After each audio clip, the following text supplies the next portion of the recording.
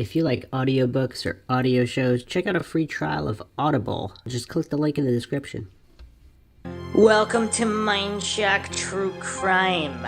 You are listening to the Emma Fillipoff series. This is episode 3, Sightings, where we will go over even more sightings of Emma Fillipoff after her disappearance and everything that entails in this very mysterious case where nothing seems to add up, and every time you travel down some of these avenues and rabbit holes, you uncover even more leading in completely separate directions. So we're going to attempt to make heads and tails of all these different sightings after Emma's disappearance.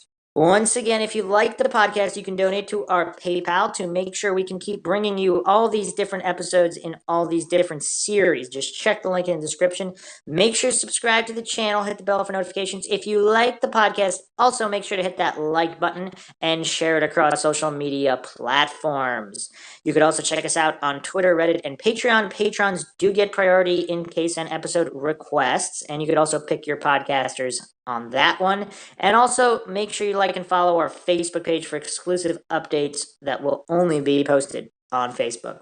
All right, Maxwell, now that we reviewed the case yet again in the previous episode, we traced Emma Fillipoff's steps leading up to her disappearance.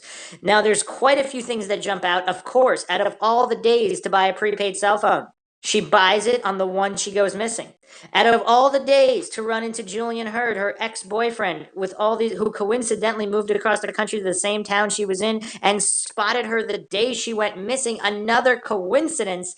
This is bizarre. She also bought a prepaid credit card, which as far as we know is not something she had done. All coincidental, Maxwell? Maybe. Maxwell Powers, coincidence theorist extraordinaire. No matter how many coincidences, they can't ever be related no matter what, right, Maxwell? All right, so let's look at what happened after her disappearance. So keep in mind, so November 28th, 2012, this is when Emma Fillipoff went missing. So on the 29th, the Chateau Victoria Hotel arranged for Always Towing to tow Emma's van to their lot. Police found it there 3 hours later, containing all of her possessions, including her passport, laptop, journals, camera, and recently borrowed library books. They then have it towed to their lot. So the police have it towed to their. Okay. So another interesting point is that she was this, she was a poet, a writer. She had a journal. She also was a photographer. So she has these personal effects in her van that mean a lot to her. Would she just abandon them? I mean, would something extreme had to have happened for her to abandon her passport, laptop, journals, and camera? No thoughts, Maxwell? Would she what? Abandon her I cameras? just said it twice. The possessions in her van, her passport, laptop, journals, and camera. She was a poet. She wrote journals. And she was also a photographer. She took a lot of pictures. She has her passport, laptop, journals, and camera for the fourth time in her van. Would something extreme had to have happened for her to abandon them? Oh yeah, definitely. So, yeah, or again, if we're examining the angle that she had some kind of nutritional deficiency or some kind of medical concern, a medical condition that was becoming worse that impaired her thinking. So she either forgot about them or she was feeling so badly that she didn't keep them in mind. I mean, who knows what happened, but she was there the previous morning. She asked for an extra day, to get the van situation settled. So it's pretty bizarre. All right. So Shelley, her mother, visits the shelter during each shift change. And she was informed by staff that staff noticed Emma had become depressed, possibly suicidal. I don't know how they're telling her that based on what information, and had been growing more erratic, paranoid, and fearful in the 2 weeks leading up to her disappearance. They described the incident when Emma moved furniture outside, insisting the objects were talking to her. I'm not sure if that's true. I think she said they were loud. I don't know. As well as the fact that she was throwing away or donating many of her personal belongings. Now, is that in preparation for a trip back home because she wasn't planning on coming back to Victoria? I mean, we don't know. She learns about the call made to police weeks prior when they were told to call back if Emma's condition persisted or worsened. Staff informed Shelley that they never made that second call to police. Okay, so that same day, November 29th, a witness reported seeing Emma at Lifestyle Market on Douglas Street in Victoria. The sighting is unconfirmed. On December 2nd, there's the unconfirmed sighting in the Inner Harbor after dark, which is this sighting with the young woman with the camera who asked her to repeat, and Emma supposedly asked her to repeat her own name 3 times and to, quote, to remember that name, end quote. Days later, the woman saw the news with Emma Fillipoff's photograph and realized it was her. Now, you know what's weird? So this is December 2nd. So if we're to believe the most recent account that came out in 2018 that she hitched a ride north, would she have come back to the Inner Harbor on December 2nd? Maybe, maybe not. We don't know what happened. It's all very bizarre. Okay, on December 5th, 11:17 a.m., the $200 prepaid credit card Emma purchased on the 28th is flagged for use at a Petro-Canada station on Sook Road. The man who uses the card is cleared after being questioned and polygraphed by police. In news reports, police say he found the card on the side of the road near the Juan de Fuca Recreation Center and the Galloping Goose Trail in Colwood. Now, Colwood is where she was hitching to. Okay. However, he later called Shelley on 3 occasions to explain he was drinking on a daily basis at the time, and he was too drunk that night to remember where he found it. He knows it was still sealed and is certain he waited about a week to use it to buy a carton of cigarettes. He still claims he can only guess, based on his usual travel routes during that time, where he may have found the card. All right, what do you make of that, Maxwell? Because we discussed this on the first episode of this guy who said he just found the prepaid card. And if he was the one who did harm Emma and got rid of the body, let's say just for the sake of argument, would he be phoning her mother 3 times to explain that he was really drunk and he can't remember exactly, like trying to help her out? I mean, I don't know. That's pretty bizarre. What do you think? No thoughts, Maxwell? Yeah, it's pretty bizarre that I don't know what you said. Why don't you pay attention then? Wait, say that again. This guy found out. How come you always listen on the second time, but never the first time? Every time you say you weren't paying attention, and I repeat it again, you seem to understand and respond perfectly fine. Why don't you just pretend you didn't understand already and listen as if it was the second time? We might be able to save a lot of time that way. A $200 prepaid credit card that Emma purchased was flagged for use several days later at a Petro-Canada station on Sook Road. Okay, so this is up north, not incredibly far from where she was dropped off after hitchhiking. But he called Shelley, Emma Fillipoff's mother, 3 different times to explain that he was drinking on a daily basis and was too drunk to remember where he found it. So I guess he guessed at where he found it. But what do you make of that? I don't know. If he harmed her, do you think he would be calling her mother multiple times to explain the situation? Yeah. He was also polygraphed and cleared by police. Obviously, we know that's not 100%, but that's just, if you fail the polygraph, that doesn't mean you're guilty.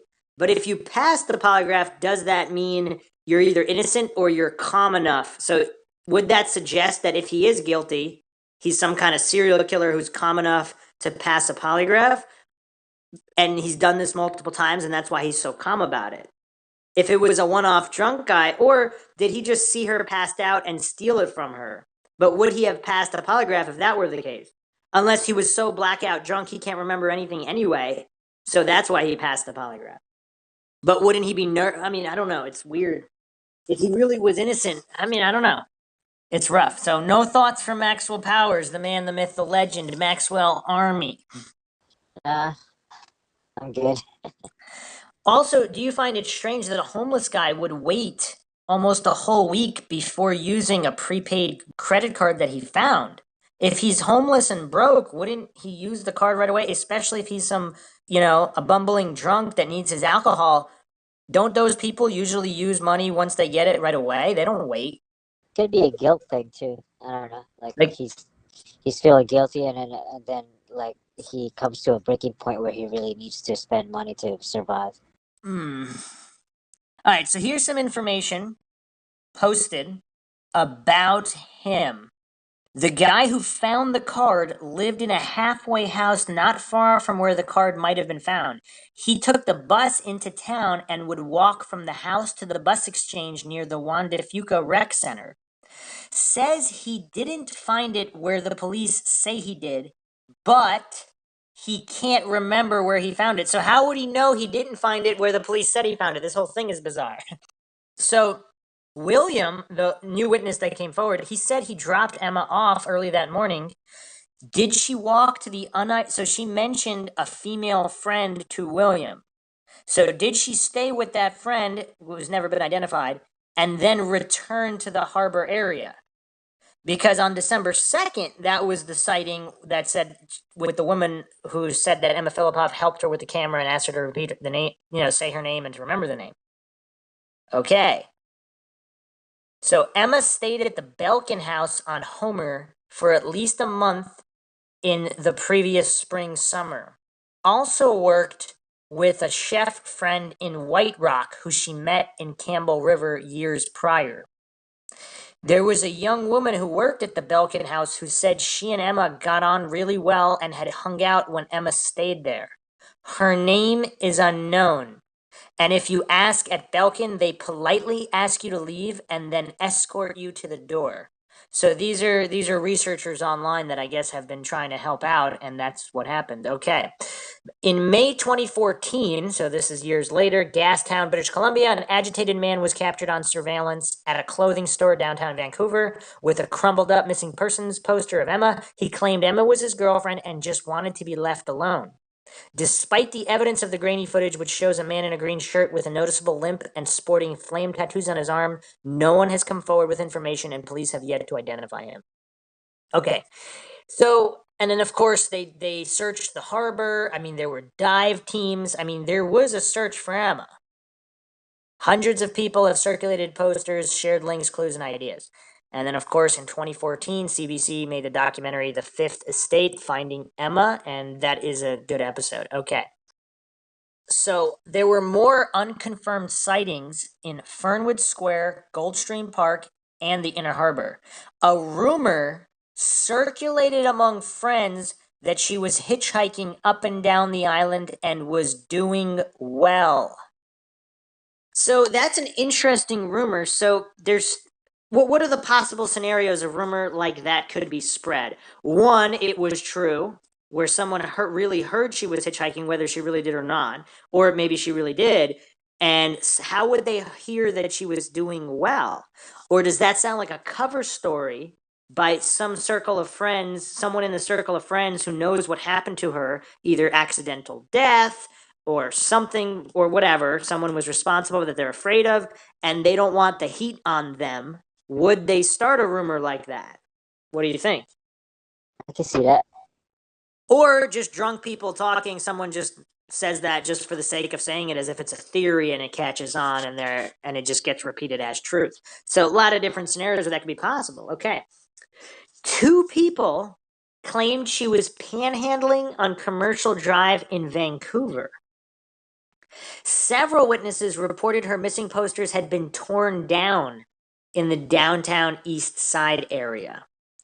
A source at one establishment in the area believes she saw Emma ripping her own poster off the wall. That's interesting, is it not? So she doesn't want people, if that really was her ripping down her own poster, she doesn't want anybody looking for her?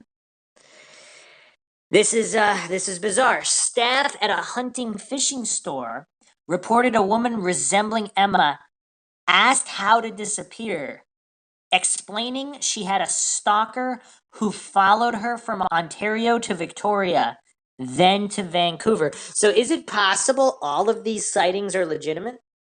Yeah, anything's possible.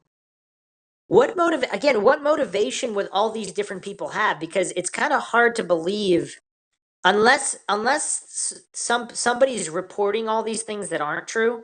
if these can all be independently verified, that these random different business owners and witnesses, they all really saw what they said they saw, what is their motivation to lie? Again, unless someone is either paying them off or the police are saying they said something they didn't say to make it look like Emma disappeared due to her own accord. One individual who operates online under many pseudonyms described Emma as a junkie living in the DTES, the Downtown East Side.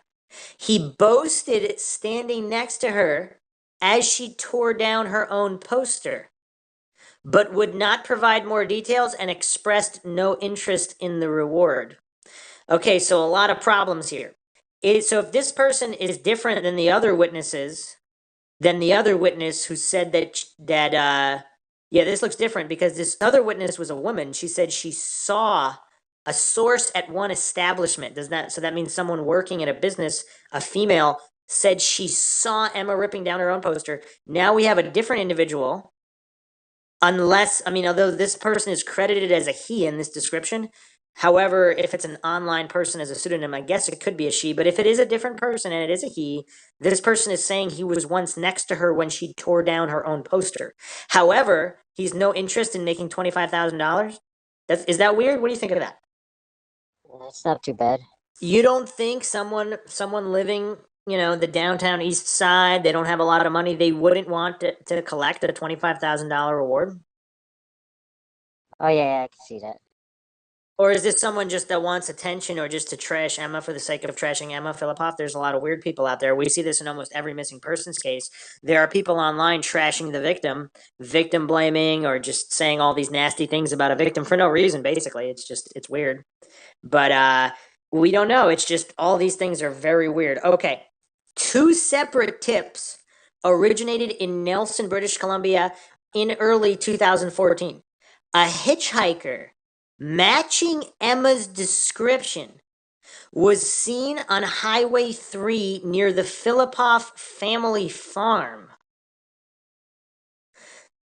The second sighting was up Slocan Valley, 30 minutes away, where another Fillipoff family member resided.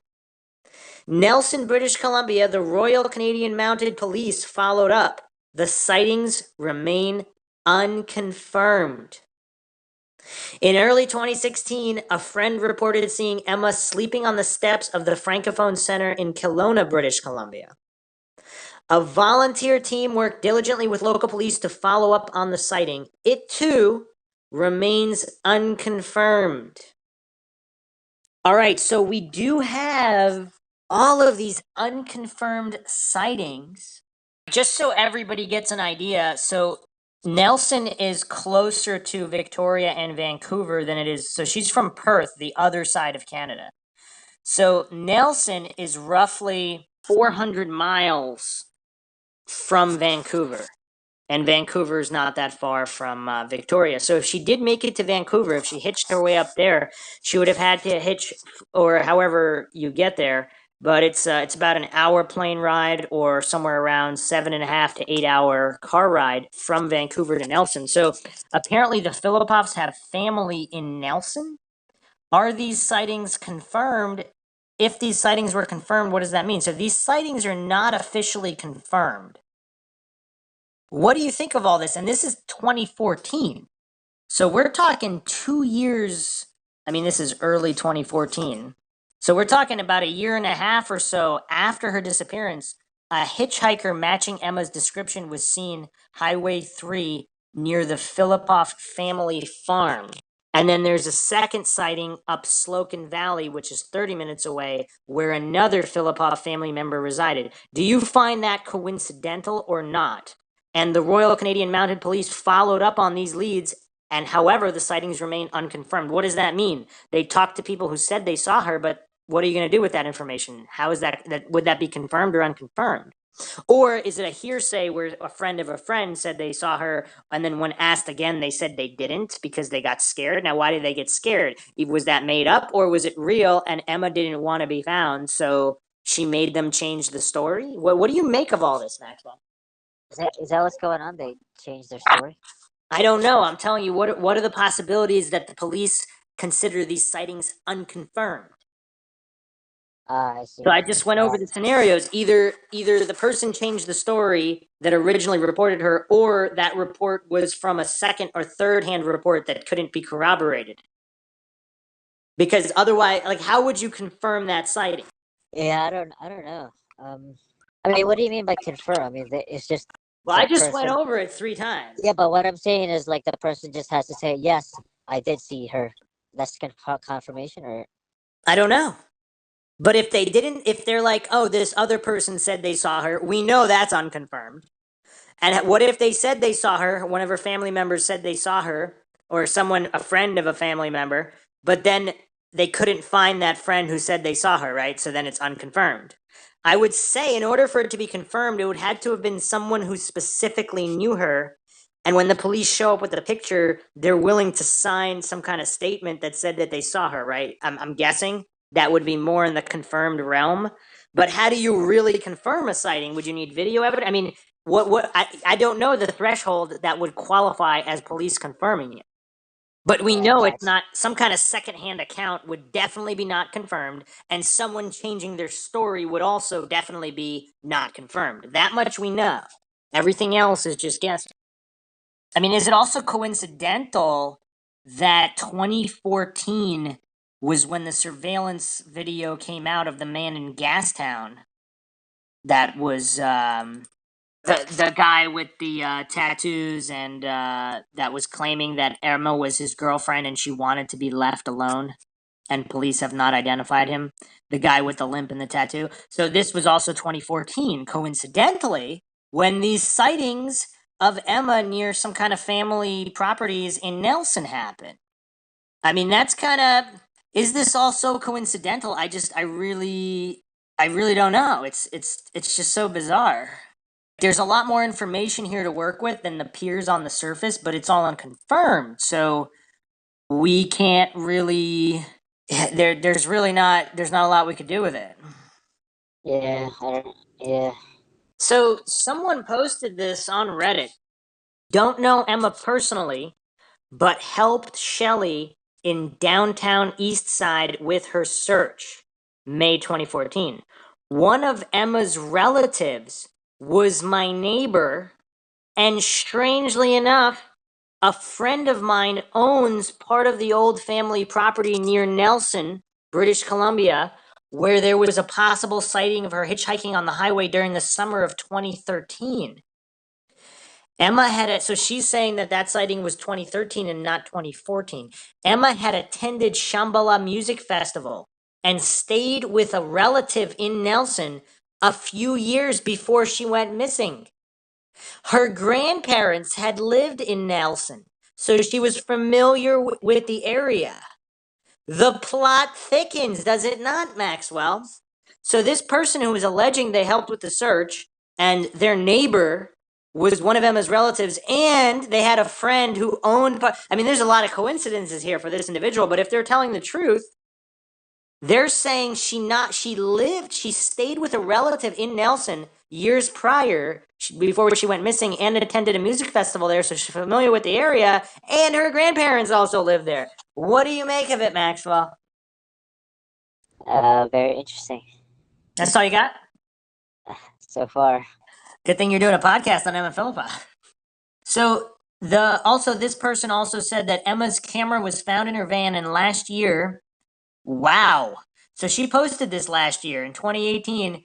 And so she's saying last year, so 2017 is when the police forwarded a copy of her photos and journal on a hard drive to Shelley.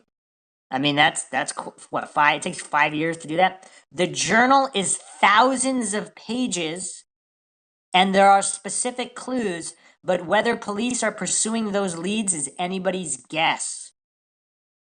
They should be, as these clues might explain the green shirt guy and his reference to Emma as his girlfriend. Okay. So someone also, this person also said this. Emma scrubbed herself off the internet before she disappeared, so there appears to be nothing online that she uploaded. It was always stated that she never owned a cell phone. But if you take a screenshot at 12:58 as she comes in the YMCA door, you will see that she has an electronic device in her hands, which is an iPod Touch, confirmed by the guy whose boat she stayed on. So she is keeping in touch with somebody via texting. Okay, the plot thickens even further. So she didn't have a cell phone, but she had an iPod Touch, and so she was texting somebody? So she was in contact with people. This is definitely a case that has so many avenues that have not been explored or investigated on. It seems like the police did not really do a proper investigation, and there's a lot more information to work with here. So, yeah, this is all very, very bizarre. This is so bizarre. That also goes to the point that a lot of this so-called information that comes out early on, like she doesn't have a cell phone or whatever, if she had an iPod Touch and was texting people, that means they should have known people that she texted, and they should be able to recover those texts, if not from the end of the iPod Touch, of the people she was texting, if they were ever identified, if they ever came forward, if they're in the circle of friends that Emma Fillipoff had. You have no thoughts on this end of it? Yeah, I don't know. Maxwell Army. There's also a famous photo that was taken in 2014 of people living on the streets in downtown Vancouver, which of course is a location where Emma was sighted unconfirmed as well. So nobody is convinced that it's Emma. I think her mother said that it was not her, but it's something that's been online, and it was she's wearing a similar bandana, headband, clothes style. I mean, it looks like she has a skateboard though, so it's, yeah, I mean, it's just someone that looks kind of similar. And again, I mean, I don't know how it'd be unless she was found, whoever's in the photo was found to be confirmed 100%. We don't really know. Someone said that the photo was taken in a part of Granville Street where they have backpackers and hostels, and there's young transient but not homeless people. So if she was living in the DTES area and involved with drugs, that's not specifically where she would be. But in general, I think most people agree that it is not her in this photograph. So another interesting point, we mentioned this briefly on the previous episode, the Nelson Royal County Mounted Police requested the transcripts of the internet with Emma in front of the Empress Hotel from the Victoria Police Department, but the Victoria Police Department refused to share the information. The Nelson Royal Canadian Mounted Police wanted background information, but Victoria Police Department did not provide it. Now, what could be the reason for that? It's just, I mean, it's kind of weird. If, like, the FBI asks a local police jurisdiction to share information, I mean, they'd probably do it. I think they have to do it, but it's just, it's really weird. So, it's almost, I mean, it's really bizarre. It's just, it's super, super bizarre, and there's all these unconfirmed sightings, which is a problem. But there's a lot of coincidences regarding the Nelson area sightings. I've heard of justifications where they are trying to protect, like, witnesses. Like, let's say someone was a witness to that, and, like, if you release that video, I don't know, the witness would be harassed by, depending on whose side they're on. I don't know. I heard something like that. I wonder where there's not more information from these Nelson sightings. It's just, it's really weird. I don't know. All right, so yeah, still more to come, and plenty more mind-shocking information to come on the upcoming episodes. We hope you enjoyed another edition of MindShock True Crime. If you like the podcast, you can donate to our PayPal. Just check the link in the description. Make sure you subscribe to the channel. Hit the bell for notifications. You can check us out on Twitter, Reddit, and Patreon. Make sure to like and follow our Facebook page. Just check the description. And any questions, comments, theories, just leave them in the comments section. This is Bruce McGuire signing off. And Maxwell Powers. We'll catch you guys next time.